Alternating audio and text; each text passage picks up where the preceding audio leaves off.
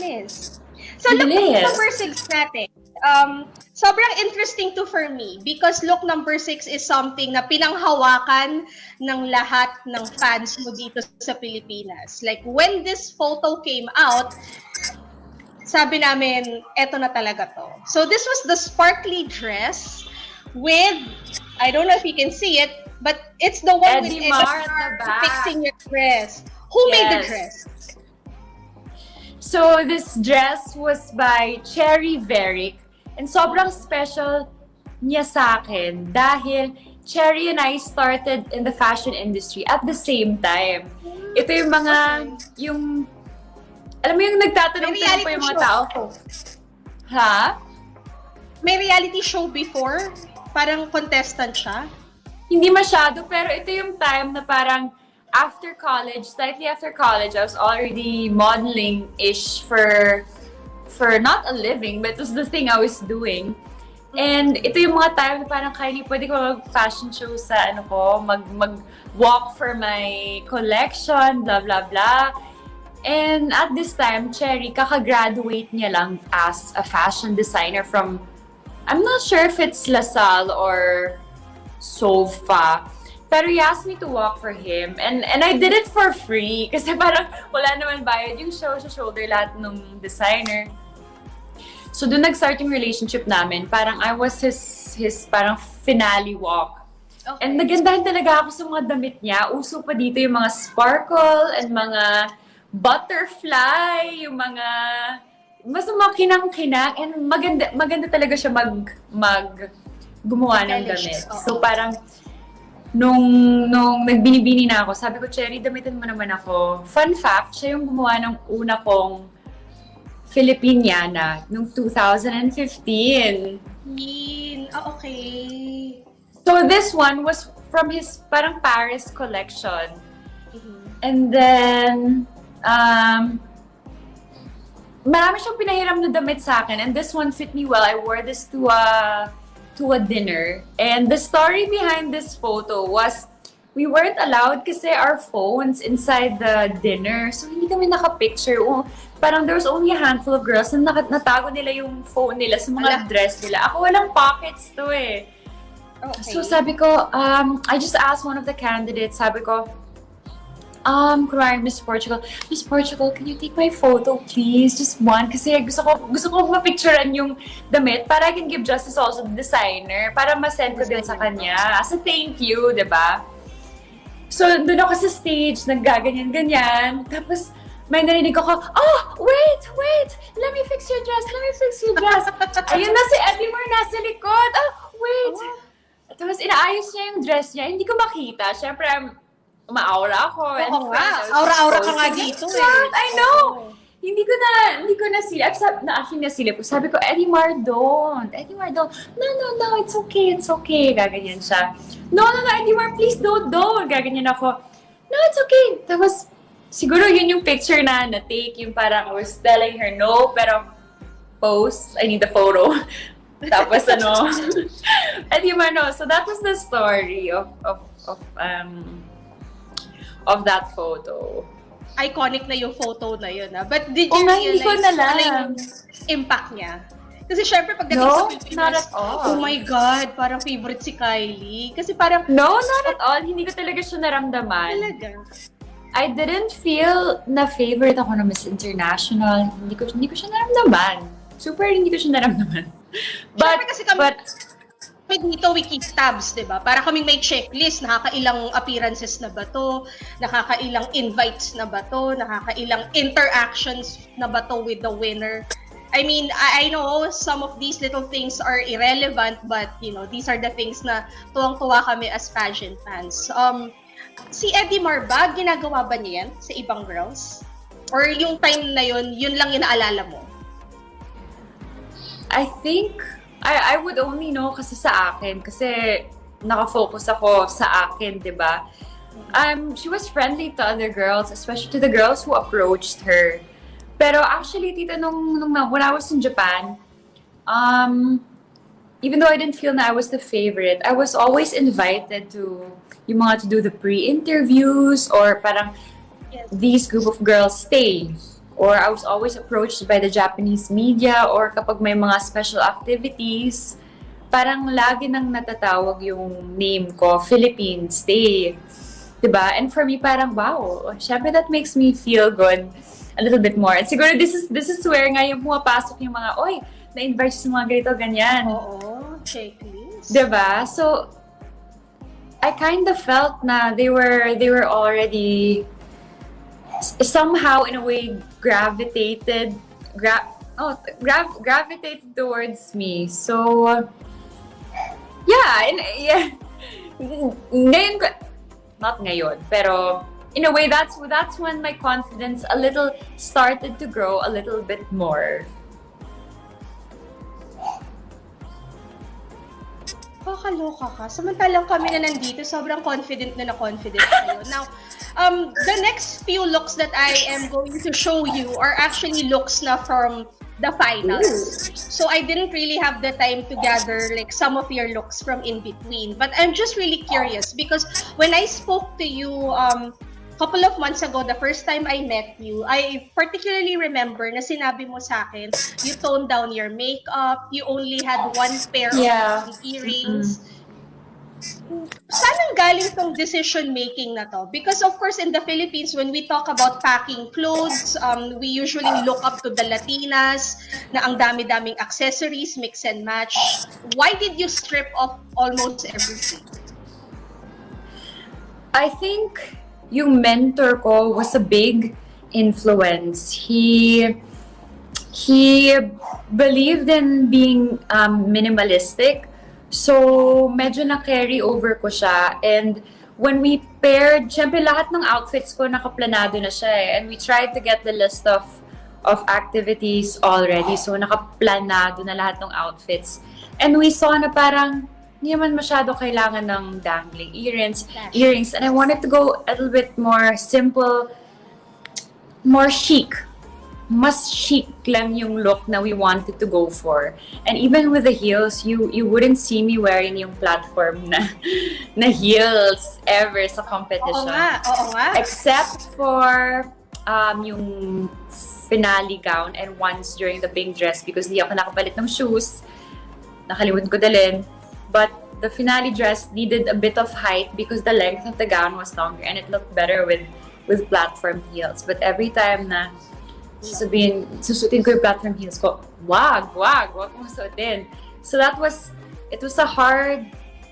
a big influence galing sa mentor ko and medyo na ano din ako, parang dito ko nalaman yung, wow, yeah, it's so much chic when it's just a stiletto.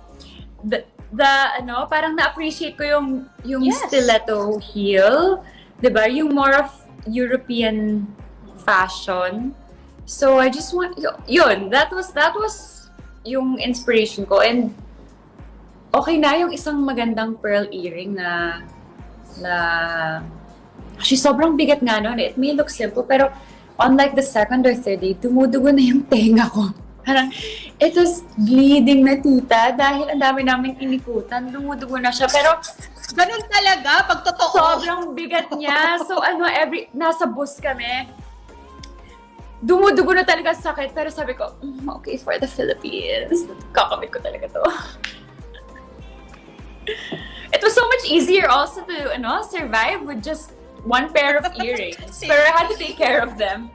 Himalangan na hindi ko siya nawala kasi medyo magulo yung room namin. Ano yun? Binigay na sa'yo yun? Kasi I know it's from Jewelmer, right? Yes. No, they didn't give it to me. Sabi ko, this means so much to me. Parang they were asking for the full set. Sabi ko, and I didn't ask for it na. I think, I guess,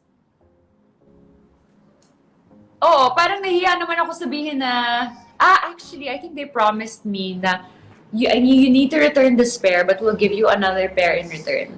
Parang I never went back to them for another pair. I see. Hindi naman ako yung type na mangungulit ako for something. Hoy!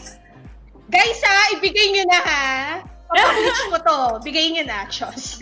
Tita, enjoy ko talaga yung dressing up for the cold. But ayun, it helped me nga. Masaya. So, dito na tayo ngayon sa competition proper. And I remember now, after you won, you gave a series of interviews sa mga news channels natin. And I remember na parang yung level ng anxiety mo nun, na parang yung tono ng pananalita mo when you were giving these interviews, na parang yung performance mo, na feel mo na hindi enough, na parang every time may segment ka, parang feeling mo, parang hindi siya healthy, na habang lumalaban ka, ganun yung nararamdaman mo. Tita, alam mo, na-realize ko din ngayon na sobrang harsh ko to talaga sa sarili ko. Oo. Like, I was so harsh on myself. Medyo may pagka-perfectionist ako. Kapag hindi siya perfect, ay parang feeling ko hindi ko ginawa yung my best. Kasi I know my capabilities as my best. Alam ko kung kaya kong gawin. Kung hindi ko siya magawa, nainis ako sa sarili ko. But ngayon, I'm much better. Parang I realized na hindi talaga kaya ang perfection sometimes. We can just aim for it. 80% okay lang. But syempre, especially competition proper, I had the speech memorized and mapped out in my head. Medyo parang I repeated a few words, hindi ko nasabi yung word na ano. So hindi siya perfect in my point of view. It was probably like an 80% out of 100%. So 80-90%. So parang sabi ko, it wasn't as perfect as I planned, but okay lang naman. Yung mga Okay lang naman. Paano pa kung perfect ka pa? Diyos ko, yun na nga lang. Kung perfect na ako. Diba? But, parang, sa amin kasi, diba, when you take these photos, like when the photos arrive in the Philippines through social media, of course, excited kaming lahat. And nung nag-competition na, alam ko medyo mas nauna to, this is your gold national costume from President Libiran. Yes. Now, we really love this. I particularly love this because it is a nod to the churches. Ayan na nga, naririnig mo na yung aming church dito. So, it's a nod to the churches.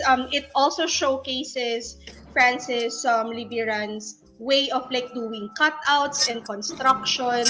Kamusta yung weight ng damit nito, and was this really your vision? Because going from Rahul Laurel na very warrior-like, very ethnic, bumalik ka ngayon sa Filipiniana. So, saan galing yung decision-making na yun? I think I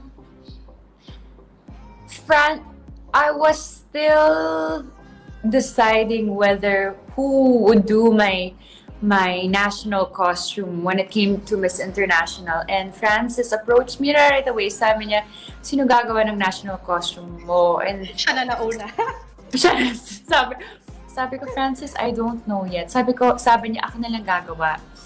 Okay, sige, let's plan, let's see. Kasi there were a few people who wanted to do my national costume na I did feel bad saying no to them. Kasi syempre, I also want what's best for me. And I think this is a challenge also to many other girls out there because a lot of people do want to help them. And hindi nila minsan ma-accommodate lahat. So sometimes feelings are hurt. But, you know, syempre, you also have to take into consideration what will look best on you. So when Francis presented me with the sketch, immediately, oh my God, I fell in love with it. But I also told him, Francis, I want it to be big. Sabi ko, Francis, I want it to be big and grand. Gusto ko malaki siya, but not so big. Because I studied the past Miss International costumes. Malalaki talaga siya. Gusto nilang grand. Okay. Diba? Akala ko like pang pair down lahat. Iba pa yes. Oo, grabe sila mag-costume. Parang bongga talaga, mga Paraguay, blah, blah, blah, yung with all the, diba? I think, Kylie, it's because Miss International is mostly centered on culture, diba? Yes. I see. So, siguro dun sila bumawi. Parang showcase your culture. Kasi with everything else, very minimalist sila eh. I see. So, dun sila yes, this is the time where you can go big, go grand. So sabi ko, Francis, I want it to be big. I want it to be grand. Okay, sige, let's make it grand. Gaganyan siya.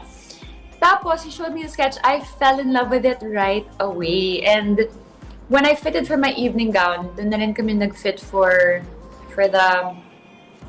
my Filipiniana. And tita, alam mo, very, meticulous about everything. From every detail to the cinch of the waist, to the kung kulang ba dito. Sobrang meticuloso talaga ako. Even to my makeup, even when the makeup artist do my makeup, sobrang, I think you need to put a little bit here, a line here, or, so I know, basically, more or less, I know what I want.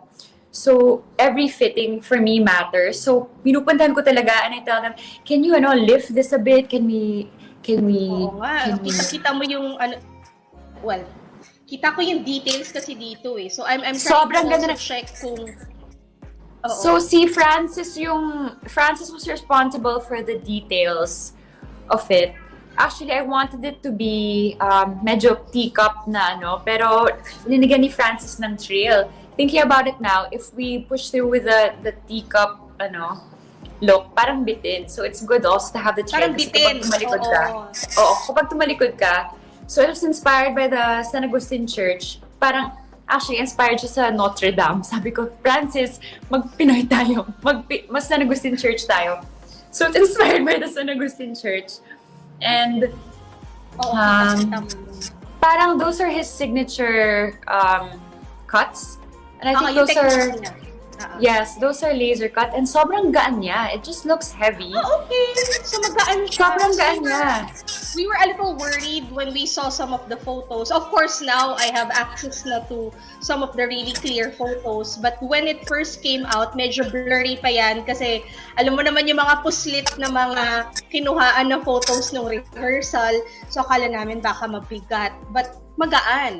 Magaan siya. And it was so easy to wear. We also made sure na everything we had were,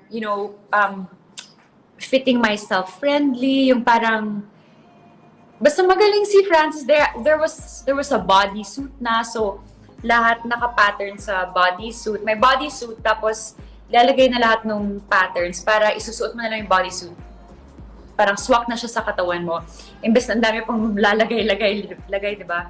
So when it fits your body. Yeah, both have my gown and my Filipiniana. Because I would think I don't know, because with women, diba, parang I haven't really talked about this with the other girls. But I've always wanted to talk about undergarments. Kasi feeling ko, isa yun sa mga medyo mahirap i-pack. Kailangan, of course, kapag medyo mesh yung suot mo, kailangan hindi malayo yung kulay sa skin mo. So, with the Francis Libiran creations, pati yung undergarments mo pala, naka-built-in na pala dun sa mga suot. No, I had underwear. I had my underwear and then my bodysuit siya na parang everything was attached to it already. Hindi mo nakakukuhain yung iba-ibang... Kasi diba that's the thing with the other girls, nahirapan sila because when their national costume, let's say, arrives at the destination, kailangan pa nilang construction, kailangan pa nilang...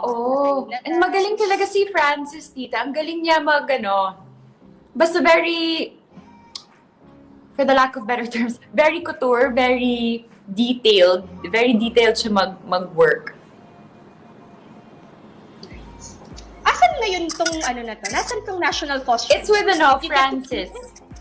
Oh, it's with Francis. They actually gave it to me, pero tita, anong gagawin ko sa... Wala nang space sa cabinet ko. Grabe nung... Wala. Nung ko, ang dami kong gown. Sa bahay mo. I can't keep this. Please take it na lang dahil wala nang space. Wala nang space sa condo. Kailangan ko ng space for new clothes to come in. Anuin ko naman yung mga gown. Hindi ko naman siya masuot ulit, diba? So, I gave it to them. I-archive na nila. Punta ka ng grocery! I gave it to them para parang dire-display na lang siya sa store ni Francis. And every time I go... Sana may museum tayo. Pageant museum, no? Oo naman. Feeling ko patok na patok yun sa mga Beck-Becks like us. favorite ko yung every time na may close-up, nako, kaya ko nire-repost yan. So now, dito na tayo sa finals gown mo. Finals gown, first of all, who picked this color and why this color? Okay, so lahat ng final decisions would come from me. Gusto ko kasi na I don't blame anyone for all decisions I make. Kung manalo, matalo, it'll be up to me. Yun yung I promised myself nung first binibini ko. So Francis always gave me 2 options of 2 colors. So sabi ko, Francis, pili ko, I want baby blue. Kasi hindi ko pa nasuot for Miss International.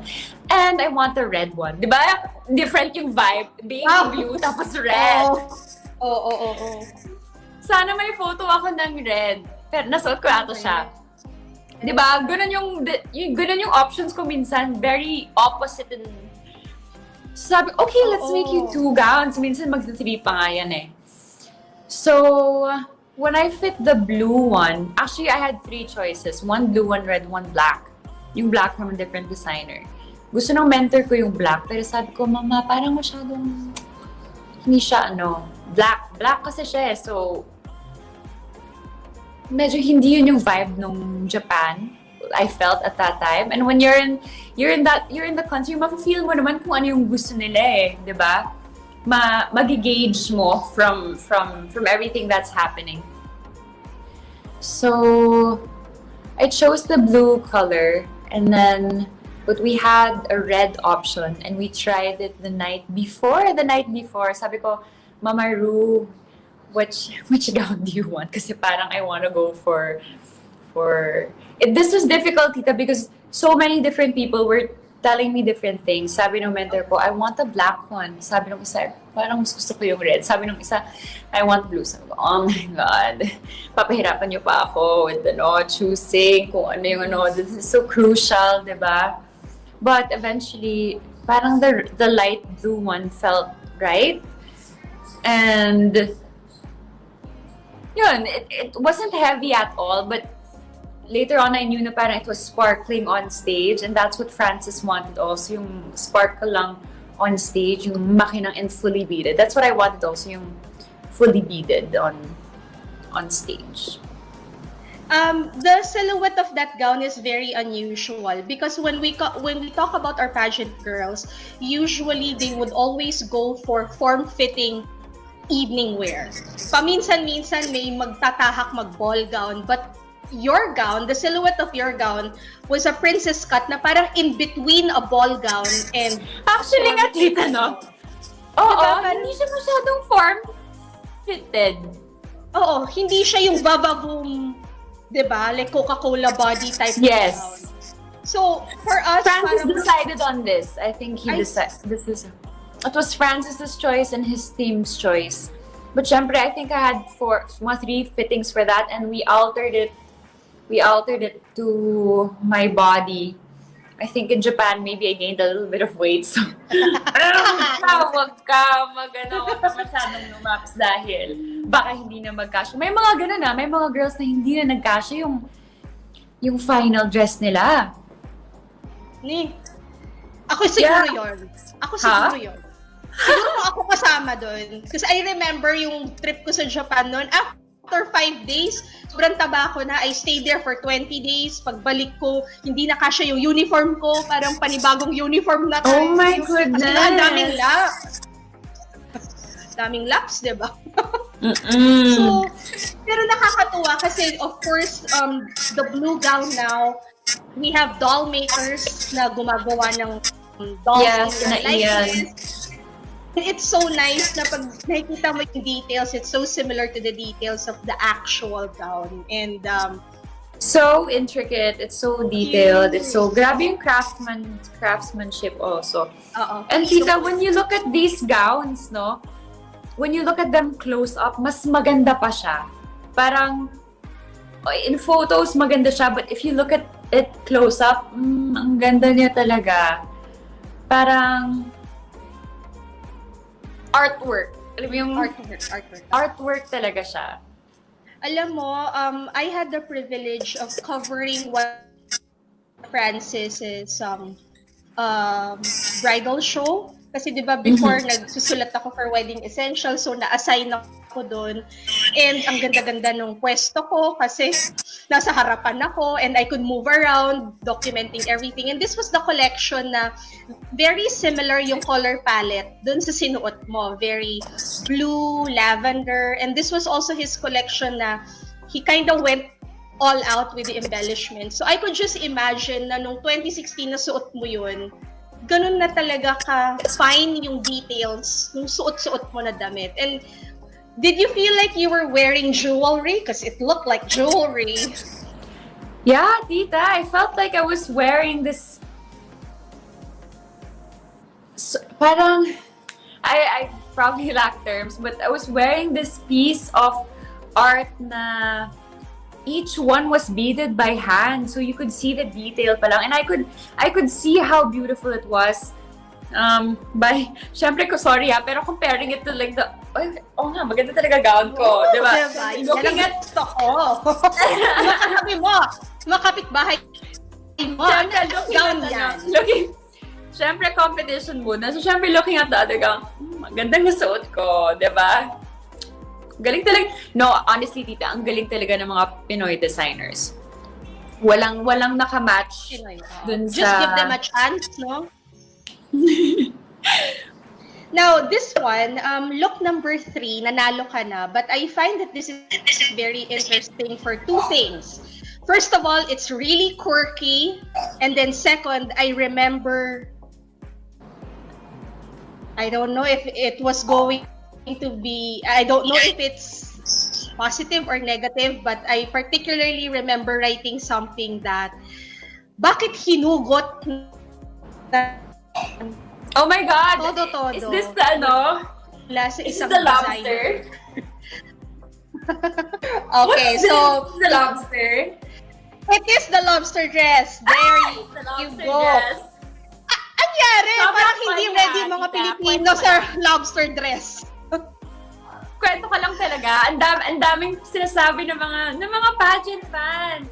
Kaya parang, maybe it came from this one, parang giving Yung totoo niyan, wala na talaga akong damit na masuot. Yun na lang yung natitira kong dress. Sa sinurprise ako ng binibini parang press con. Kala ko uwi na talaga ako. Uwi na ako kasi yung makeup ko, ginawa ko lang sa banyo ng PAL. Kasi I didn't know na they prepared something for me. So sabi niya, wear a gown. Anong gown? So kinuha ko yung last gown and that was the lobster gown kasi hindi siya masyadong fit sa akin. It doesn't fit me so much. So yun yung sinuot ko, diba? Parang tingnan mo yung hair ko, ganyan lang down. Wala man lang ako lashes or... Lashes lang. Ganun lang. Tumaba ako. Tingnan mo yung cheeks ko dyan, tita. Sobrang tumaba talaga ako sa Japan. So yun yung story ng lobster dress. But this is super, I love this. I think this is Noel Crisostomo.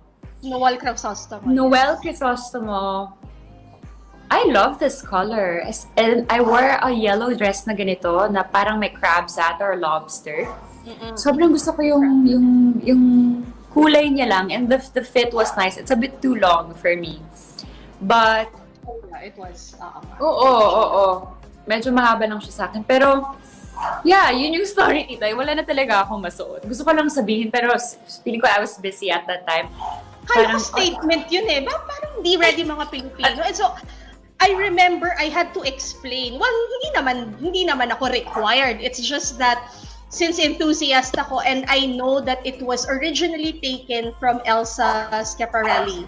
So, the designer... Yes, feeling ko Noel got inspiration from her. So, yung collection na yun, very Schiaparelli yung dating. So, if you look at the archives of Elsa clothes, noong 1930s, it was worn by Wallis Simpson and some of the celebrities and the society ladies in Britain back in the time and also in France. So, very, very Japan, very quirky. So, akala namin may major thought process yun. Wala ka lang pala talaga masuot.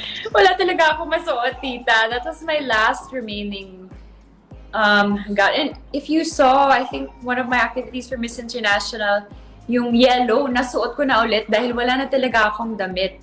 Kasi I only brought good for yung whole competition.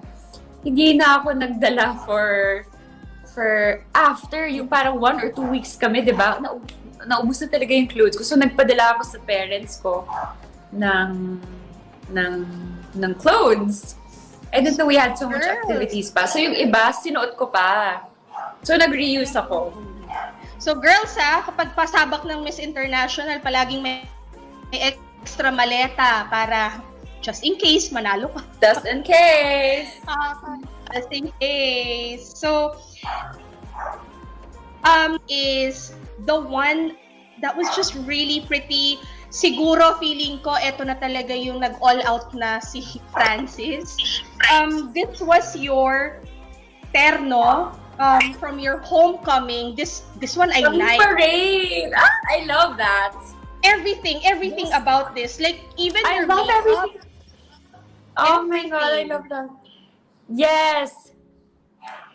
I didn't even fit for this gown. I think Francis already, alam niya na yung sukat ko from the previous gowns. And immediately talaga, when I fit it, it fit perfectly. No alterations needed. Parang, it fit like a glove. Ganda. And I like that he did not, or that you guys did not go crazy with the color. Na talagang ang focus niya was yung details niya and the crystal embellishments, but it was nude. I don't know, even your makeup was perfect. But please tell us about the crown, because we know that's not the real crown. That's not the real crown. I knew you were gonna ask that. But I did, during this time talaga, Miss International was so firm on saying that the crown does not leave Japan. And I did ask Miss International for the Mikimoto crown to celebrate for the homecoming parade. And I think hindi naabutan ng oras, or there wasn't enough time for approval from, kasi ang dami Mikimoto from blah blah blah blah. And really this time it was a firm no from them. Or parang binibini asked them and they didn't reply, so I had to ask them myself. But I really wanted to have the Miss International crown during my homecoming, diba? I really wanted it. So, my angels and I, they were like, Kylie, what if you get like we found someone who can make a replica. So parang that was sabi ko, okay. So pina-approve ko siya kay Miss International. Sabi ko, can I just wear a replica? Sabi nila, it has to be a good replica. So parang this is like the second replica. So sabi nila, okay, it looks good enough. Sabi ko, okay. So I did ask permission from them. But syempre, put to the real crown, hindi talaga siya same. But anyway, the essence is there naman. Diba? Feeling ko for me, it's the essence more. For me, it's a little old fat crown. It's so pretty, tita. So pretty. It's so beautiful. It's so light also. Light lang siya. Napaka-intricate niya. Napaka-intricate niya. And it's so light to wear. Ganda niya suotin. And I was so happy because actually I wasn't able to spend much time with the crown. Only during my reign in Japan and going back to Japan. To pass on the crown, right? So, I took all the pictures I could na. I said ang ganda niya, tita. Parang super surreal. Even hindi ba kayo binigyan ng replica? Because no, not a replica, but hindi ba kayo binigyan ng like tiaras katulad nung kay Bea Rose? Meron siyang mini tiara. No, tita. I think also some girls from my batch also wanted the replica of their crown, their mini tiara. Hindi sila nakabigay ng replica, and according to them, they stopped giving replicas in parang a few years back. So I think it was Mikimoto's decision. Mikimoto. Kasi alam ko si Bea Rose meron eh. It was featured Kailan lang? Talaga? Since parang may trivia siya. So may photo si Bea Rose with the gold crown na may maliliit na pearls. Kainggit. Kainggit. All I have now is my sash. So, pero I really think the crown will still be with me. And so, sobrang happy ako dun sa last photo shoot ko with it. Yun na lang yung, that's what I can do. Yun na lang ang the last look that I have is actually something a little different only because I missed this event. Alam naman natin yung sitwasyon natin ngayon, so kanselado siya.